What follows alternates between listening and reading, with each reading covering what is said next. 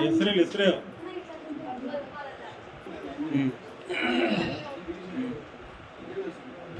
ಗಿರಿಜಾ ಉಮಾ ಉಪಾಧ್ಯಕ್ಷರು.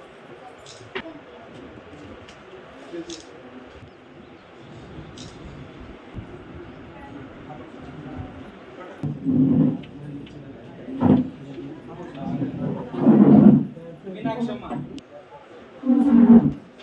ಸುಧಾ,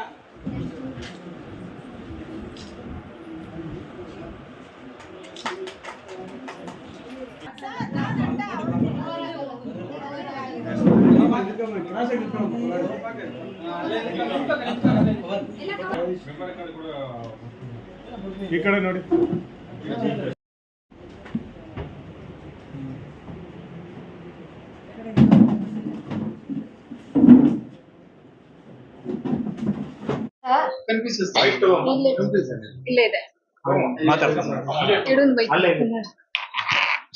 ಎಲ್ಲರೂ ಬಂದಿರೋದಕ್ಕೆ ತುಂಬಾ ಧನ್ಯವಾದಗಳು. ಇಲ್ಲಿ ನಡೆದಿರುವ ಎಲ್ಲ ಅಧ್ಯಕ್ಷರು, ಪ್ರಧಾನ ಕಾರ್ಯದರ್ಶಿರು ಮತ್ತೆ ಉಪಾಧ್ಯಕ್ಷರು ಹಾಗೂ ಕಾರ್ಯದರ್ಶಿರು ಇವ್ರಿಗೆಲ್ಲರಿಗೂ ಖಜಾನೆಸಿ ಹಾಗೂ ಎಲ್ಲರಿಗೂ ವಂದಿಸ್ತಾ, ಮತ್ತೆ ನಾವು ಈ ಪಾರ್ಟಿಯಲ್ಲಿ ಇವಾಗ ಬಿಜೆಪಿಗೆ ಸೇರಿದೀವಿ. ಬಟ್ ಕೆಲಸ ಮಾತ್ರ ಚೆನ್ನಾಗಿ ಮಾಡ್ತೀವಿ. ನಾವು ಎಲ್ಲದರಲ್ಲೂ ಮಹಿಳೆಯರು ಮುಂದವಾಗೇ ಇದ್ದೀವಿ. ಇದರಲ್ಲೂ ಮುಂದೆ ನಿಂತು ಏನ್ ಬೇಕೋ ಹೆಲ್ಪ್ ಮಾಡ್ತೀವಿ. ನಮ್ಮ ಕೈಯಲ್ಲಿ ಆದಷ್ಟು ನಾವು ಹೆಲ್ಪ್ ಮಾಡಕ್ಕೆ ಮುಂದುವರಿಸ್ತೀವಿ. ನಮ್ಮಿಂದ ಯಾವುದು ತೊಂದರೆ ಬರಲ್ಲ.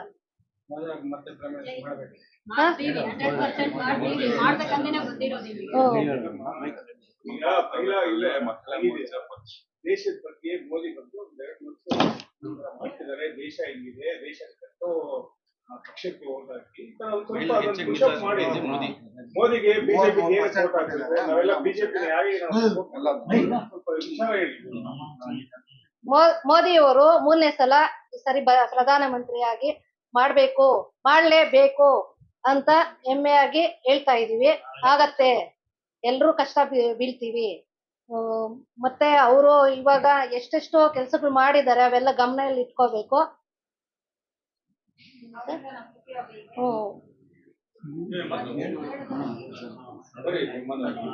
ಸರಿ ಮಾತಾಡಂడి.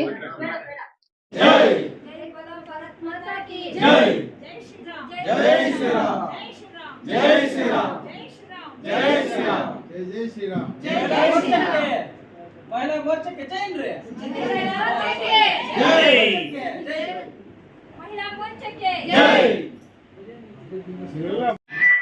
ಈ ದಿನ ಒಬಿ ಮೋರ್ಚಾ ಹಾಗೂ ಮಹಿಳಾ ಮೋರ್ಚಾ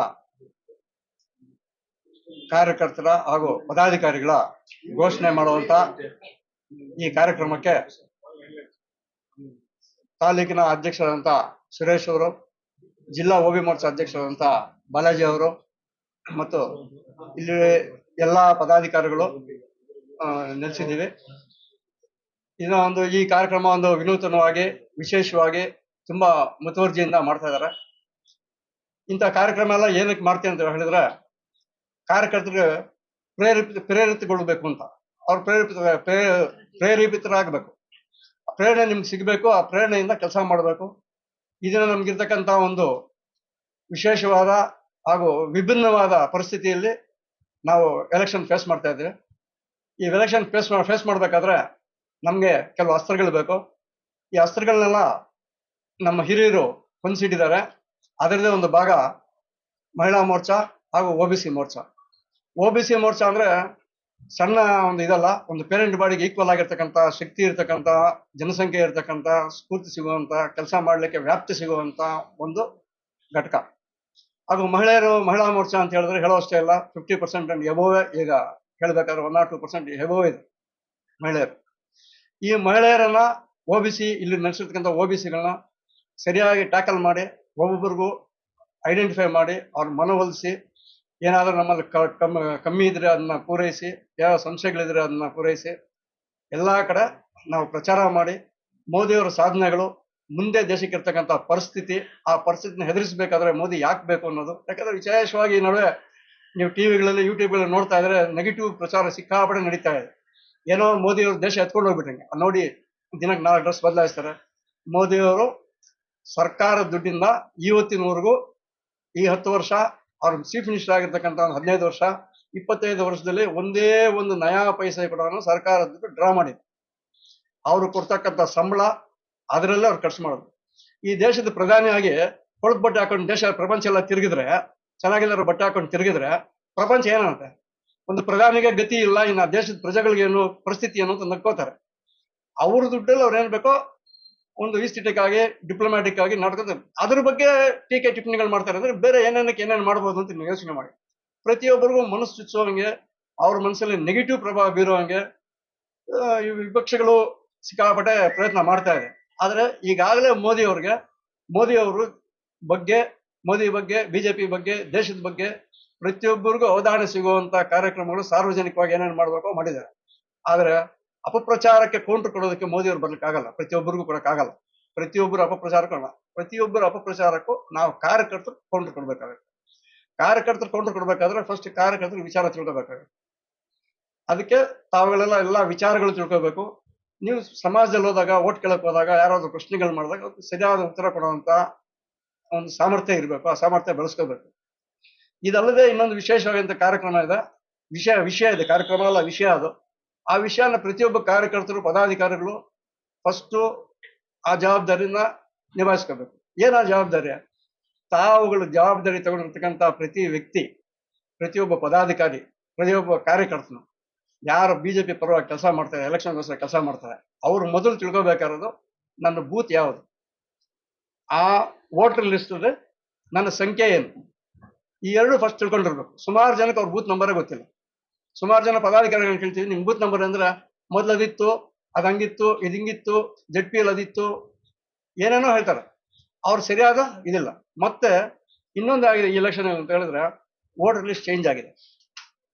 ಸಿಕ್ಕಾಪಟ್ಟೆ ಒಂದು 5-6 ಬೂತ್ ಕಡಿಮೆ ಮಾಡಿಬಿಟ್ಟು, ಮೊದಲಿರೋರು ಕೆಲವು ಬೂತಲ್ಲಿ ಇರೋರು ಬೇರೆ ಬೂತ್ಗೆ ಹೋಗ್ಬಿಡ್ತಾರೆ, ಆ ಬೂತಲ್ಲಿ ಈ ಬೂತ್ ಬಂದಿರ್ತಾರೆ, ಕೆಲವರು ಒಂದೇ ಬೂತಲ್ಲಿ ಇರ್ತಾರೆ, ಆ ನಂಬರ್ ಚೇಂಜ್ ಆಗಿರುತ್ತೆ, ಬೂತ್ ನಂಬರ್ ಚೇಂಜ್ ಆಗಿದೆ. ವಿಶೇಷವಾಗಿ ಮಾರ್ಪಾಟುಗಳು ತುಂಬಾ ಆಗಿದೆ. ಆದ್ರಿಂದ ನೀವು ಫಸ್ಟ್ ಡ್ಯೂಟಿ ವೋಟರ್ ಲಿಸ್ಟ್ ತಗೋಬೇಕು. ಪದಾಧಿಕಾರಿಗಳು ಯಾವ ಬೂತಲ್ಲಿ ನಾವಿದ್ದೀವಿ ಅದನ್ನ ನೋಡ್ಬೇಕು.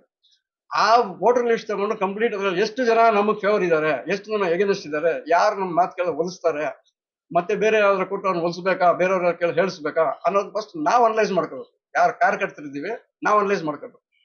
ಈ ವೋಟರ್ ಲಿಸ್ಟ್ ಎತ್ಕೊಂಡಾಗ ಈ ವೋಟರ್ ಲಿಸ್ಟ್ ಅಲ್ಲಿ ಎಷ್ಟು ಜನ ನಮಗ್ ಸಿಗ್ತಾರೆ ಕಾರ್ಯಕರ್ತರು, ಯಾರು ಜವಾಬ್ದಾರಿಯಿಂದ ಕೆಲಸ ಮಾಡ್ತಾರೆ, ಯಾವ ಪ್ರಚಾರ ಸಾಮಗ್ರಿಗಳು ಬಂದಾಗ ಕೊಟ್ಟ ತಕ್ಷಣ ಇವತ್ತು ಕೊಡ್ತು ಅಂದ್ರೆ ಬೂತ್ ಅಧ್ಯಕ್ಷರಿಗೆ ಸೇರಿಸಿದ ಸಾಯಂಕಾಲದೊಳಗೆ ಬೆಳಗ್ಗೆ ಒಳಗೆ ಪ್ರಚಾರ ಆಗಿರ್ಬೇಕು.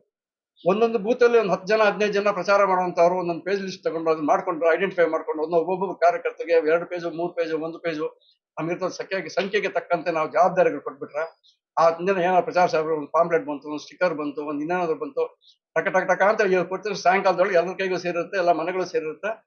ಸುಮಾರು ಎಲೆಕ್ಷನ್ ಅಲ್ಲಿ ನಾವು ಕೇಳಿದ್ದೀವಿ, ನಮ್ಮ ಮನೆಗೆ ಪಾಂಪ್ಲೆಟೇ ಕೊಟ್ಟಿಲ್ಲ. ನಮ್ಮನ್ನು ಕೇಳಿದ ನನಗೆ ಒಬ್ಬ ಸ್ನೇಹಿತ ಹೇಳ್ದ, ತುಂಬಾ ಆತ್ಮೀಯನು, ತುಂಬಾ ವಿಚಾರವಂತನು, ತುಂಬಾ ಬಿಜೆಪಿ ಫಾಲೋವರು, ಮೋದಿ ಅಂದ್ರೆ ಪ್ರಾಣ ಕೊಡ್ತಾನೆ. ಹೋದ್ ಸಲ ಎಲೆಕ್ಷನ್ ಅಲ್ಲಿ ನಾನು ನೋಟಾಗ ಹಾಕ್ದೆ ಸರ್ ಓಟು. ಯಾಕೆ ನೋಟಾಗ ಹಾಕ್ದೆ? ಅಷ್ಟು ಬುದ್ಧಿ ಇಲ್ಲ ನಿಂಗೆ? ಇಷ್ಟು ಜನ ನಾಯಕರು ನಮ್ಮ ಬರ್ತಾರೆ, ನಮ್ಮ ಅಂಗಡಿ ಮುಂದೆ ಬರ್ತಾರೆ, ನಮ್ಮ ಮನೆ ಸುತ್ತಲೂ ಬರ್ತಾರೆ, ನನ್ನೊಬ್ಬನು ಓಟ್ ಕೇಳಿಲ್ಲ, ನಾನು ಯಾಕೆ ಆಗ್ಬೇಕು? ನಾನು ನೋಟಾಗ ಹಾಕ್ತೇನೆ. ಅವ್ರು ವಿದ್ಯಾವಂತ. ಮೈಂಡ್ ಸೆಟ್ ಎಷ್ಟು ವಿದ್ಯೆ ಇದ್ರು ಮೈಂಡ್ ಸೆಟ್ ಒಂಥರ ಇರುತ್ತೆ. ಆ ಮೈಂಡ್ ಸೆಟ್ ನ ಪಲ್ಸ್ನ ನಾವು ತಿಳ್ಕೋಬೇಕು. ನಾವು ಕೇಳಲಿಲ್ಲ ಅಂದ್ರೆ ಒಂದೇ ವಿಚಾರಕ್ಕೆ, ಒಂದೇ ಕಾರಣ, ಮೋದಿ ಸಾಧನೆಗಳು ಪಕ್ಕಕ್ಕೆ ಹೋಯ್ತು, ದೇಶದ ಧರ್ಮದ ರೆಸ್ಪಾನ್ಸಿಬಿಲಿಟಿ ಪಕ್ಕಕ್ಕೆ ಹೋಯ್ತು, ದುಡ್ಡು ಪಕ್ಕಕ್ಕೆ ಹೋಯ್ತು, ಅದನ್ನ ಆಗಿರ್ತಕ್ಕಂಥ ಸೌಕರ್ಯಗಳು ಪಕ್ಕಕ್ಕೆ ಹೋಯ್ತು. ಒಂದೇ ಒಂದು ಮುಂದೆ ನಿಂತ್ಕೊಟ್ಟು ನಾನು ಓಟ್ ಕೇಳಿಲ್ಲ ಯಾರು. ಅದಕ್ಕೋಸ್ಕರ ಪ್ರತಿಯೊಬ್ಬರನ್ನ ನಾವು ಓಟ್ ಕೇಳುವಂತ ಸೌಜನ್ಯ ನಮ್ಗಿರ್ಬೇಕು, ಆ ಜವಾಬ್ದಾರಿ ತಗೋಬೇಕು, ಆ ಕೆಲಸ ಫಸ್ಟ್ ಮಾಡಬೇಕು. ಆ ನಂತರ ವಿಚಾರಗಳು ತಿಳ್ಕೋಬೇಕು, ವಿಚಾರ ವಿನಿಮಯ ಮಾಡ್ಕೋಬೇಕು. ತರ್ಕಕ್ಕೆ ಬಂದಾಗ ಅವ್ರಿಗೆ ಸರಿಯಾದ ಜವಾಬ್ ಹೇಳೋ ತರ ಇರ್ಬೇಕು. ಇವತ್ತಿನ ನಾವು ಏನಕ್ಕೆ ನಾವು ಕೆಲಸ ಮಾಡ್ತಾ ಇದ್ದೀವಿ, ಎಷ್ಟು ಜನ ಬಂದಿದ್ದೀರಿ, ಏನಕ್ಕೆ ಬಂದಿದ್ದೀರಾ? ಮೊದಲನೇ ನಿಮ್ಮ ದೇಶ ಧರ್ಮ, ನಮ್ಮ ನೈತಿಕ ಜವಾಬ್ದಾರಿ. ಮುಂದಕ್ಕೆ ಆಗತಕ್ಕಂಥ ಅನಾಹುತಿಗಳನ್ನ ಮಾಡಬೇಕು, ತಿದ್ದಬೇಕು. ಮುಂದೆ ಇದುವರೆಗೂ ಆಗಿರ್ತಕ್ಕಂಥ ಅನಾಹುತಿಗಳು, ಮುಂದೆ ಆಗುವಂತ ಅನಾಹುತಿಗಳನ್ನ ತಿಳಿಬೇಕಾದ್ರೆ ಇದುವರೆಗೂ ಆಗಿರೋ ಅನಾಹುತಿಗಳಂತೂ ನಾವು ಅವಧಾನ ತಗೋಬೇಕು. ಆರ್ಟಿಕಲ್ 370 ಇತ್ತು, ಅದನ್ನ ತೆಗೆದ್ವಿ. ಇವಾಗ ಇದು ವಕ್ಫ್ ಬೋರ್ಡ್ ಕಾನೂನುಗಳಿದೆ, ಇಂಥ ಸುಮಾರು ಕಾನೂನುಗಳಿದೆ. ಈ ಕಾನೂನುಗಳು ತೆಗಿಬೇಕಾದ್ರೆ ಅಮೆಂಡ್ಮೆಂಟ್ ಮಾಡಬೇಕಾಗುತ್ತೆ. ಅಮೆಂಡ್ಮೆಂಟ್ ಮಾಡ್ಬೇಕಾದ್ರೆ 2/3 ಮೆಜಾರಿಟಿ ಬೇಕಾಗುತ್ತೆ. 2/3 ಮೆಜಾರಿಟಿ ಬೇಕಾದ್ರೆ 400ಗಿಂತ ಜಾಸ್ತಿ ಪಾರ್ಲಿಮೆಂಟ್ ಅಲ್ಲಿ ಒಂದು ಸೀಟ್ ಬೇಕಾಗುತ್ತೆ. ಸಮಾಜದಲ್ಲಿ ಇರ್ತಕ್ಕಂಥ ವ್ಯತ್ಯಾಸಗಳು, ಈಗಿನ ನಮಗೆ ಇರ್ತಕ್ಕಂಥ ಥ್ರೆಟ್, ಏನು ತೊಂದರೆಗಳಿದೆ ನಾವು ಎಲೆಕ್ಷನ್ ಫೇಸ್ ಮಾಡೋಕ್ಕೆ, ಅದಕ್ಕೆಲ್ಲ ನಾವು ಏನೇನ್ಬೇಕು ಅಡ್ಜಸ್ಟ್ಮೆಂಟ್ ಮಾಡಿಕೊಂಡು ಆ ಅಡ್ಜಸ್ಟ್ಮೆಂಟ್ ಪ್ರಕಾರ ಇದೊಂದು ವ್ಯೂಹ, ಈ ವ್ಯೂಹಕ್ಕೆ ತಕ್ಕಂಗೆ ನಾವು JDS ಗೆ ನಾವು ಟಿಕೆಟ್ ಬಿಟ್ಕೊಡ್ಬೇಕಾದಂತ ಪರಿಸ್ಥಿತಿ ಬಂದಿದೆ. ಇಲ್ಲಾಂದ್ರೆ JDS ಕೊಡ್ತಾ ಇರಲಿಲ್ಲ, ಕೋಲಾರ ಜಿಲ್ಲಾ ಕೊಡ್ತಾ ಇರಲಿಲ್ಲ, ಯಾವುದೇ ಕಾರಣ ಕೊಡೋಂತ ಅವಶ್ಯಕತೆ ಇರಲಿಲ್ಲ. ಆದ್ರೆ ಇದು ಮೈತ್ರಿ ಧರ್ಮ ಮಾಡ್ಕೊಂಡಿದ್ದೀವಿ. ಇಡೀ ರಾಜ್ಯದಲ್ಲಿ JDS ಕಾರ್ಯಕರ್ತರು ನಮ್ಗೆ ಸಪೋರ್ಟ್ ಮಾಡ್ಬೇಕು ಅಂತೇಳಿ 25 ಜನ ಸಂಸದರಿಗೆ ವೋಟ್ ಮಾಡಬೇಕು ಅನ್ನೋ ಉದ್ದೇಶನ ಅವ್ರು ಸಪೋರ್ಟ್ ತಗೊಂಡಿದ್ದೀವಿ. 3 ಜಾಗನ ಅವ್ರು ಕೊಟ್ಟಿದ್ದೀವಿ. ಅದರಲ್ಲಿ ನಮ್ದು ಒಂದು ಜಾಗ ಆಗಿದೆ. ನಾವು ಏನು ಕೆಲಸ ಮಾಡ್ತೀವೋ JDS ಗೆಲ್ಸಿದ್ರು ಕೂಡ BJPನೇ ಗೆಲ್ಲೋದು ಅನ್ನೋ ಒಂದು ನಾವು ಮನವರಿಕೆ ಮಾಡ್ಕೋಬೇಕು.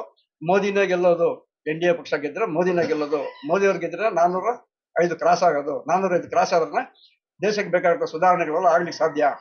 ಆದ್ರಿಂದ ಅವುಗಳೆಲ್ಲ ಮನಸ್ಸಲ್ಲಿ ಇಟ್ಕೋಬೇಕು. ಈ ಕಾರ್ಯಕ್ರಮಕ್ಕೆ ಬಂದಿದ್ದೀರಾ, ಪಾರ್ಟಿಸಿಪೇಟ್ ಮಾಡಿದ್ದೀರಾ, ನಾನು ನಿಮ್ಗೆಲ್ಲ ಈ ಅವಧಾನ ಕೊಡಬೇಕು ಅನ್ನೋ ಒಂದು ಉದ್ದೇಶದಿಂದ ಹೇಳ್ತಾ ಇದ್ದೀನಿ.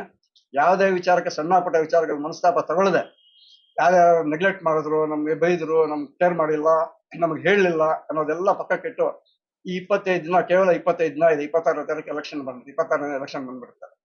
ನಮಗೆ ಪ್ರಚಾರ ಸಾಮಗ್ರಿಗಳು ಸಿಗೋದು ಇನ್ನು 10 ದಿವಸ ಆಗುತ್ತೆ. ಕನಿಷ್ಠ ಪಕ್ಷ ಅಂದ್ರೆ 7-8 ದಿನ ಆಗುತ್ತೆ. 7 ದಿನ ಆದ್ರೆ ಪ್ರಚಾರ ಸಾಮಗ್ರಿಗಳು ಇನ್ನು ಉಳಿದಿರೋ 10 ದಿವಸ ಉಳಿದಿರುತ್ತೆ. ಆ 10 ದಿವಸ ನಾವು ಎಲ್ಲಾ ಕಾರ್ಯಕ್ರಮ ಮಾಡೋದು. ಅದಕ್ಕೆ ಮೊದಲು ನಾವು ಮೊದಲು ಸಂಘಟನೆ ಗಟ್ಟಿ ಮಾಡ್ಕೋಬೇಕು. ನೀವು ವೋಟರ್ ಲಿಸ್ಟ್ ಹತ್ಕೊಂಡು ಯಾರು ನೀವು ಕಾಂಟ್ಯಾಕ್ಟ್ ಮಾಡ್ಕೋಬೇಕು, ಲಿಸ್ಟ್ ನೀವು ಮಾಡ್ಕೋಬೇಕು, ಅವ್ರನ್ನ ಅಪ್ರೋಚ್ ಮಾಡೋ ತರ ಮಾಡ್ಕೋಬೇಕು. ನಮ್ಮ ಕೈಗೆ ಸಾಮಗ್ರಿ ಸಿಕ್ಕಿದ ತಕ್ಷಣ, ಯುದ್ಧ ಸಾಮಗ್ರಿ ಅದು, ಚುನಾವಣೆ ಸಾಮಗ್ರಿ ಎಲ್ಲ, ಯುದ್ಧ ಸಾಮಗ್ರಿ ಅದು. ಸಾಮಗ್ರಿ ಸಿಕ್ಕಿದ ತಕ್ಷಣ ಎಲ್ಲರಿಗೂ ಆಯುಧಗಳು ಕೊಟ್ಟು ಕೆಲಸ ಮಾಡ್ಕೋಬೇಕು. ಏನೇ ಆಗ್ಲಿ ಸತ್ಯವಾಗ್ಲೂ ನಿಮ್ಮ ಮೇಲೆ ನೀವು ಪ್ರಮಾಣ ಮಾಡ್ಕೊಳ್ಳಿ. ಏನೇ ಆಗ್ಲಿ ನಾನು ಕರೆಕ್ಟಾಗಿ ಕೆಲಸ ಮಾಡ್ತೀನಿ ಅಂತ ನಾವು ನಮ್ಮ ಕೆಲಸ ಕರೆಕ್ಟಾಗಿ ಮಾಡ್ಬಿಟ್ರೆ ಖಂಡಿತ ನಾವು ಸೋಲೋ ಪ್ರಶ್ನೆ ಇರೋದಿಲ್ಲ. ಎಂತ ಎಷ್ಟು ಶಕ್ತಿ, ಎಂತ ದೊಡ್ಡ ಶಕ್ತಿ ಬಂದ್ರು ಕೂಡ ಕೋಲಾರ ಜಿಲ್ಲೆಯಲ್ಲಿ BJP ಗೆದ್ದೇ ಗೆಲ್ಲುತ್ತೆ. BJP ಇಲ್ಲ ಅಂದ್ರೆ NDA ಪಕ್ಷ ಗೆದ್ರೆ BJP ಗೆದ್ದಂಗೆ, NDA ಅಭ್ಯರ್ಥಿ ಗೆದ್ರೆ BJP ಗೆದ್ದಂಗೆ. ಯಾವುದೇ ಕಾರಣಕ್ಕೂ BJP ಚುನಾವಣೆ ಹಿಡಿಬೇಕು. ಅದಕ್ಕೋಸ್ಕರ ತಾವುಗಳೆಲ್ಲ ಸಹಕರಿಸಿ ಈ ಕಾರ್ಯಕ್ರಮಕ್ಕೆ ಬಂದಿದ್ದೀರಾ. ನಾನು ಸ್ವಲ್ಪ ಅವಧಾನ ಮಾತು ಹೇಳಿದ್ದೀನಿ, ಸ್ವಲ್ಪ ಜಾಸ್ತಿ ಮಾತಾಡಿದ್ದೀನಿ ಕೂಡ ಸ್ವಲ್ಪ ಕ್ಷಮಿಸಿ. ಬಟ್ ಇದು ಅವಶ್ಯಕತೆ ಇದೆ ಅಂತ ನಾನು ಹೇಳ್ತಾ ಇದ್ದೀನಿ. ದಯವಿಟ್ಟು ಇದು ಬೇರೆ ತರ ಭಾವಿಸಿದೆ. ಇದನ್ನ ಮನಸ್ಸಿಗೆ ತಗೊಂಡು ಕಾರ್ಯಕ್ರಮ ಮಾಡಬೇಕು. ಮುಂದೆ ನೀವು ಕಾರ್ಯಾಚರಣೆಯಲ್ಲಿ ಇಳಿಬೇಕು ಅಂತ ಹೇಳಿ ನಿಮ್ಮೆಲ್ಲರಿಗೂ 4 ಮಾತು ಹೇಳಿ ನಾನು 2 ಮಾತು. बोलो भारत माता की जय, नरेंद्र मोदी जी के जय, ಶ್ರೀರಾಮಚಂದ್ರನ್ ಗೆ ಈ ಕಾರ್ಯಕ್ರಮಕ್ಕೆ ಆಗಮಿಸಿರುವ ನಮ್ಮ ಗುರುಗಳಾದ ಎಂಟ್ರಾಮಣ್ಣ, ಇದು ನಗರ ಅಧ್ಯಕ್ಷರಾದ ಎಂಟ್ರಾಮಣ್ಣ ಅವರಿಗೆ ತಿಳಿಸ್ತಾ ಇದ್ದೀನಿ. ಅದೇ ರೀತಿ ಬಾಲಾಜಿ OBC ಅಧ್ಯಕ್ಷರು, ನಮ್ಮ ಸ್ನೇಹಿತರು, ಮತ್ತೆ ನಾವು ಒಂದೇ ಇದರಲ್ಲಿ ಯುವ ಮೋರ್ಚಾದಲ್ಲಿ ಕಾರ್ಯಕ್ರಮಗಳೆಲ್ಲ ಮಾಡ್ಕೊ ಬಂದ್ವಿ. ಮತ್ತೆ ನಮ್ಮ ಮಾಡ್ತಾ ಇರೋ ಬೆಳವಣಿಗೆಗಳು ನೋಡಿ ನಮ್ಗೆ ಅಧ್ಯಕ್ಷ ಸ್ಥಾನ OBC ಜಿಲ್ಲಾ ಅಧ್ಯಕ್ಷರಾಗಿ ಕೊಟ್ರು, ಮತ್ತೆ ನನಗೆ ತಾಲೂಕು ಅಧ್ಯಕ್ಷರಾಗಿ ಕೊಟ್ರು. ಅದು ನಿಮ್ಗೆಲ್ಲ ಗೊತ್ತಿರೋ ವಿಷಯನೇ. ಮತ್ತೆ ಇದೇ ರೀತಿ ನಾವು ಮತ್ತೆ ನಮ್ಮ ಪ್ರಧಾನ ಕಾರ್ಯದರ್ಶಿಗಳಾದ ಸೋಮು, ಮತ್ತೆ ಮಂಜಣ್ಣ, ಮತ್ತೆ ನಮ್ಮ OBC ಮೋರ್ಚಾ ಹೊಸದಾಗಿ ಕಮಿಟಿ ಮಾಡಿದಾಗ, ಫಸ್ಟ್ ನಾವು ಕಮಿಟಿಗಳು ಮಾಡಿದಾಗ ಒಳ್ಳೆಯವ್ರನ್ನ ಆಯ್ಕೆ ಮಾಡ್ಕೋಬೇಕು ಅಂತ ಚರ್ಚೆ ಬಂದಾಗ ಫಸ್ಟ್ ಹೆಸರು ಬಂದಿದ್ದು ಮಂಜಣ್ಣ ಹೆಸರು. ಮಂಜಣ್ಣ ಹೆಸರು ತಿಳಿದು ಬಂದಾಗ ಮತ್ತೆ ನಾವೆಲ್ಲ ವಿಚಾರಿಸ್ತಾ ಹೆಂಗ್ ಮಾಡ್ತಾರೆ, ಏನೋ ಸಂಘಟನೆ ಕೆಲಸ ಹೆಂಗೆ ಅಂತ. ಮುಂಚೆ ಯುವ ಮೋರ್ಚಾದ ಕಾರ್ಯದರ್ಶಿಯಾಗಿ ಕೆಲಸ ಮಾಡಿದ್ರು, ಒಳ್ಳೆ ಕೆಲಸ ಮಾಡಿದ್ದು. ಮತ್ತೆ ಇದು ಗೋಡೆ ಬರಹ ಆ ಕೆಲಸವನ್ನ ಅವ್ರು ಕೊಟ್ಟಿರೋ ಇನ್ಚಾರ್ಜ್ ತಾಲೂಕು ಸಂಚಾಲಕರಾಗಿ ಮಾಡಿದಾಗ ಒಳ್ಳೆ ಕೆಲಸ ಮಾಡಿದ್ರು. ಮತ್ತೆ ಅದನ್ನೆಲ್ಲ ಸ್ಟೇಟ್ ಅವ್ರಿಗೆ ಹೋಗಿತ್ತು, ಅದಕ್ಕೆ ಅವ್ರಿಗೆ ಆ ಸ್ಥಾನವನ್ನು ಕೊಟ್ವಿ. ಮತ್ತೆ ಆ ಸ್ಥಾನ ಕೊಟ್ಟಾಗ ಮತ್ತೆ ವಿಲೇಜ್ಗಳಿಗೆ ಹೋದಾಗ ಪ್ರತಿಯೊಬ್ಬರು ಯಾರನ್ನ ಹೆಂಗೆ ವ್ಯಕ್ತಿಗಳನ್ನ ಹೆಂಗ್ ಸಂಘಟನೆ ಮಾಡ್ಬೇಕು, ಮತ್ತೆ ಟೀಮ್ಗೆ ಉಪಾಧ್ಯಕ್ಷರನ್ನ, ಪ್ರಧಾನ ಕಾರ್ಯದರ್ಶಿಗಳನ್ನ ಮಾಡ್ಬೇಕು ಅಂದಾಗ ಅದು ಕಾಂಪಿಟೇಷನ್. ನಾವು ಇವಾಗ 21 ಜನನೇ ಮಾಡಿರೋದು, ಇನ್ನ ಎಷ್ಟೋ ಜನ ಇದ್ದಾರೆ. ಮತ್ತು ಅದನ್ನ ನಾವು ಶಕ್ತಿ ಕೇಂದ್ರಗಳಲ್ಲಿ ಮಾಡ್ಬೇಕು ಅನ್ಕೊಂಡಿದೀವಿ. ಇವಾಗ ಒಳ್ಳೆ ಟೀಮು, ಒಳ್ಳೆ ಸಂಘಟನೆ ಮಾಡೋದಕ್ಕೆ ಬಂದಿದೀವಿ. ಅದಕ್ಕೆ ಮಂಜಣ್ಣ ತಿಳಿಸಿದಾಗ ನಾನು ಕೆಲವು ಹೆಸರುಗಳನ್ನ ತಿಳಿಸಿದೆ. ಮತ್ತೆ ಅವ್ರಿಗೆ ಎಲ್ಲ ಬಿಟ್ಟೆ, ಏನಂದ್ರೆ ನೀನು ಸಂಘಟನೆ ಮಾಡೋದು, ನೀನ್ ಕೆಲಸ ಮಾಡೋದು. OBC ಅಂದ್ರೆ 200 ಜಾತಿಗಳು ಸೇರಿರೋ ಒಂದು ಜನಾಂಗ ಇರೋ ಇದು. ಅದಕ್ಕೆ ಸರಿ ಆಯ್ತು, ಒಳ್ಳೆ ಕೆಲಸ ಮಾಡ್ತೀನಿ. ಏನೇ ಆಗ್ಲಿ ಜವಾಬ್ದಾರಿ ಯಾರೇ ತಗೊಳ್ಳಿ, ಕೆಲಸ ಒಳ್ಳೆ ಕೆಲಸ ಮಾಡಿ ಮೋದಿಗೆ ನಾವು ತಲೆ ಎತ್ತಿ ನಡೆಯೋ ತರ ಕೆಲಸ ಮಾಡೋಣ. ತಲೆ ಬಗ್ಸೋ ಕೆಲಸ ಮಾಡೋದ್ ಬೇಡ. ಏನೇ ಆಗ್ಲಿ ಒಳ್ಳೆ ಸಂಘಟನೆ ಮಾಡೋಣ. ಅದೇ ರೀತಿ ಮಾಡಿದಾಗ ಮತ್ತೆ ನಮ್ಮ ಪ್ರಧಾನ ಕಾರ್ಯದರ್ಶಿ ಆದ ಮಂಜಣ್ಣ ನಗವಾರ 20 ವರ್ಷ ಸೀನಿಯರ್ ಅವ್ರು ಯಾವುದೇ ಒಂದು ಕಾರ್ಯಕ್ರಮವನ್ನು ಮಿಸ್ ಮಾಡಿಲ್ಲ. ಹಂಗೆ ಆ ಮೋದಿಜಿ ಹೆಂಗೆ ಕೆಲಸ ಮಾಡ್ತಾರೋ ನಿಜವಾಗ್ಲೂ ಸೀರಿಯಸ್ ಆಗಿ ಹೇಳ್ತಾ ಇದ್ದೀನಿ. ಅವ್ರು ಪ್ರತಿಯೊಂದು ಕ್ಷಣದಲ್ಲೂ ಇರ್ತಾರೆ ಆ ಕೆಲಸದಲ್ಲೇ. ಅದೇ ರೀತಿ ನಮ್ಮ ಮಂಜು ಬೆಳಗಾನಲ್ಲಿ ಮಂಜು ಬಂದು ಅವರು ಅಷ್ಟೇ ಒಂದು 10 ವರ್ಷಗಳಿಂದ ಮಾಡ್ತಾ ಇದ್ದಾರೆ. ಇದು ಏನು ಶೌಚಾಲಯಗಳು ಕೂಡ ಕ್ಲೀನ್ ಮಾಡಿದ್ದಾರೆ ಸ್ವಚ್ಛ ಭಾರತದಲ್ಲಿ. ಅವೆಲ್ಲ ನಾವು ಜೊತೆಯಲ್ಲಿ ನೋಡಿದೀವಿ. ಅವ್ರು ಮಾಡಿರೋ ಸಾಧನೆ ಕೆಲಸ ನಿಜವಾಗ್ಲೂ ಯಾವಾಗೂ ನಮ್ಮ ಮೈಂಡ್ ಅಲ್ಲಿ ಇರುತ್ತೆ. ಅವರು ಇನ್ನ ಒಳ್ಳೆ ಕೆಲಸ ಮಾಡ್ಲಿ, ಒಳ್ಳೆ ಸಾಧನೆ ಕೂಡ ಅವ್ರಿಗೆ ಸಿಗುತ್ತೆ. ಅದೇ ರೀತಿ ಎಲ್ಲ ಮತ್ತೆ ನಮ್ಮ ಕಮಿಟಿ ಮಾಡಿದಿವಲ್ಲ OBC ಮೋರ್ಚಾ ಎಲ್ಲರೂ ಒಳ್ಳೆ ಕೆಲಸ ಮಾಡಿದವರು. ಇನ್ನ ಕೆಲವರು ಬೇಜಾರಾಗಿದ್ದಾರೆ, ಯಾಕಂದ್ರೆ ನಮ್ಗೆ ಸ್ಥಾನ ಸಿಕ್ಕಿಲ್ಲ ಅಂತ. ಅವ್ರಿಗೆ ಶಕ್ತಿ ಕೇಂದ್ರದಲ್ಲಿ ಮತ್ತೆ ಮಹಾಶಕ್ತಿ ಕೇಂದ್ರಗಳಲ್ಲಿ ಎಲ್ಲ ಜೋಡಣೆ ಮಾಡಿ ಕೆಲಸ ಮಾಡ್ತೀವಿ. ಮತ್ತೆ ನಮ್ಮ ಮಹಿಳಾ ಮೋರ್ಚಾ ಅಂದ್ರೆ ಅವರು ತಾಯಿ ಸಮಾನ. ಯಾಕಂದ್ರೆ ಅವರಿಂದ ನಾವು ಇಷ್ಟವರೆಗೂ ಬೆಳೆದಿದ್ದೀವಿ. ಅವರು ನಮ್ಮನ್ನ ಏನೇ ಮನೆಯಿಂದ ಈಚೆ ಹೋಗ್ಬೇಕಂದ್ರೆ ಫಸ್ಟ್ ಅವರು ನಾವಿದೀವಿ, ನೀವು ಹೋಗಿ ಮುಂದಕ್ಕೆ ಕಳ್ಸೋದು ಯಾರಾದ್ರೂ ಇದ್ರೆ ಅದು ಮಹಿಳಾ ಮೋರ್ಚಾದವರು. ಅವರು ನಮ್ಮ ತಾಯಿ ಸಮಾನ. ಆದ್ರೆ ಇನ್ನೊಂದ್ ಏನಂದ್ರೆ ಮೋದಿ ಅಂತವ್ರಿಗೆ 33% ಕೊಟ್ಟು ಅವ್ರಿಗೂ ಒಂದು ಸ್ಥಾನಮಾನ ಇರ್ಬೇಕಂತ ಹೇಳಿ ನಮ್ಮ ಪ್ರಧಾನಿ ಹೇಳಿರೋದಕ್ಕೆ ನನ್ಗೆ ಅದು ಇನ್ನ ಒಂದು ಒಳ್ಳೆ ಖುಷಿ. ಇನ್ನ ಮಹಿಳೆಯರನ್ನ ಇನ್ನ ಬೆಳೆಸ್ಬೇಕಂತ ಹೇಳ್ತಾ, ಮತ್ತೆ ಅವ್ರು ಕೊಟ್ಟಿರೋದು ಫಸ್ಟ್ ನಮ್ಗೆ ಹಿಂಗ ಚರ್ಚೆ ಬಂದಾಗ ಅಂಬಿಕಾ ಅಕ್ಕ ಹೆಸರು ಬಂತು. ಅಂಬಿಕಾ ಹೆಸರು ಮುಂಚೆ ಅವರು ಪ್ರಧಾನ ಕಾರ್ಯದರ್ಶಿ ಆಗಿದ್ರು ಮಹಿಳಾ ಮೋರ್ಚಾದಲ್ಲಿ. ಕೆಲಸ ಮಾಡಿ ಒಳ್ಳೆ ಸಂಘಟನೆಗಳೆಲ್ಲ ಮಾಡ್ತಾ ಇದ್ರು. ಸ್ವಲ್ಪ ಮಾತಾಡೋದು ಸ್ವಲ್ಪ ಇರ್ಬೋದು, ಆದ್ರೆ ಮನ್ಸು ಒಳಗಡೆ ಅಷ್ಟು ಒಳ್ಳೆ ಮನ್ಸಿರೋರು ಆ ಅಕ್ಕ. ಮತ್ತೆ ಅದೇ ಲೆಕ್ಕದಲ್ಲಿ ಜ್ಯೋತಕ್ಕ, ಆ ಜ್ಯೋತಕ್ಕ ಹಿಂಗೆ ಚರ್ಚೆ ಆಗ್ತಾ ಇತ್ತು. ಅವ್ರು ದೊಡ್ಡ ಕುಟುಂಬದಲ್ಲಿ ಹುಟ್ಟಿರೋದು. ಆ ಅಕ್ಕ ನಿಜವಾಗ್ಲೂ ಹೇಳ್ತಾ ಇದ್ದೀನಿ, ಒಂದೇ ಸಲ ಹೇಳಿದಕ್ಕೆ 10 ಜನ ಕರ್ಕೋಣ, ನಾವಿದೀವಿ, ನೀವ್ ಎಷ್ಟು ಜನ ಬೇಕೋ ತಮ್ಮ, ಯಾಕಂದ್ರೆ ನಾನು ನಿನ್ನ ಚಿಕ್ಕವನು, ಅವ್ರ ತಮ್ಮನ್ ತರ ನಾವಿದೀವಿ, ನೀವ್ ಏನ್ ಮಾಡ್ತೀರೋ ಮಾಡಿ, ಮುಂದಕ್ಕೆ ನಾವ್ ಇರ್ತೀವಿ ಅಂತೇಳಿ. ಮತ್ತೆ ಪದ್ಮಮ್ಮ, ಸವಿತಾ ನೆಂಗ್ಲಿ, ಆಯಕ್ಕನೂ ಅಷ್ಟೇ. ಅವ್ರ ಗುರುಗಳು, ಟೀಚರ್ರು ಅಂತ ಕೆಲಸದಲ್ಲಿ ಬಂದವರು. ಅವ್ರಿಗೂ ಹೆಂಗ್ ಮಾಡ್ಬೇಕು ಏನೋ ಅನ್ನೋದೆಲ್ಲ ಗೊತ್ತು. ಏನೇ ಆಗ್ಲಿ ಒಳ್ಳೆ ಸಂಘಟನೆ ಮಾಡಿ ಸಮಾಜಕ್ಕೆ ಒಳ್ಳೇದಾಗೋ ರೀತಿಯಲ್ಲಿ ಮಾಡಿ. ನೆಕ್ಸ್ಟ್ 24 ಮೋದಿ 3ನೇ ಸಲ ಅನ್ನೋದಲ್ಲ, ಇನ್ನ 24 ವರ್ಷ ಆದ್ರೂ ನಮ್ಮ ಬಿಜೆಪಿ ಪಾರ್ಟಿನೇ ಇರುತ್ತೆ. ನಾವು ಹಿಂಗ ಬೆಳೆಸ್ತಾ ಒಂದೊಂದು ರೀತಿಯಲ್ಲಿ ಸ್ಟೆಪ್ ಬೈ ಸ್ಟೆಪ್ ಬೆಳೆಸ್ಕೊಂಡು ಹೋಗ್ತೀವಿ ಅಂತ ಹೇಳಿ. ಇನ್ನ ನಾವು ಇದು SC ಮೋರ್ಚಾ, ಯು ಮೋರ್ಚಾ, ಮತ್ತೆ ಬಂದು ST ಮೋರ್ಚಾ, ರೈತ ಮೋರ್ಚಾ ಮಾಡೋದಿದೆ. ಅದನ್ನು 2 ದಿನದಲ್ಲಿ ತಿಳಿಸ್ತೀವಿ. ಅದಕ್ಕೆ ಸ್ವಲ್ಪ ಲೇಟ್ ಆಗಿರೋದೇನಂದ್ರೆ, ಇಲ್ಲಿ ನಮ್ ಸಮಸ್ಯೆ ಏನಂದ್ರೆ ವ್ಯಕ್ತಿಗಳು ಎಲ್ಲ ಒಳ್ಳೆಯವ್ರು ಸಿಗ್ತಾ ಇದಾರೆ. ಅದು ಜೋಡಣೆ ಮಾಡೋದ್ರಲ್ಲಿ ಸ್ವಲ್ಪ ಲೇಟ್ ಆಯ್ತು. ಇನ್ನ ಒಳ್ಳೆ ಸಂಘಟನೆ ಮಾಡಿ ಕೆಲಸವನ್ನು ಮಾಡಿ ನನ್ನ ಮಾತನ್ನು ಮುಗಿಸ್ತಾ ಇದ್ದೀನಿ.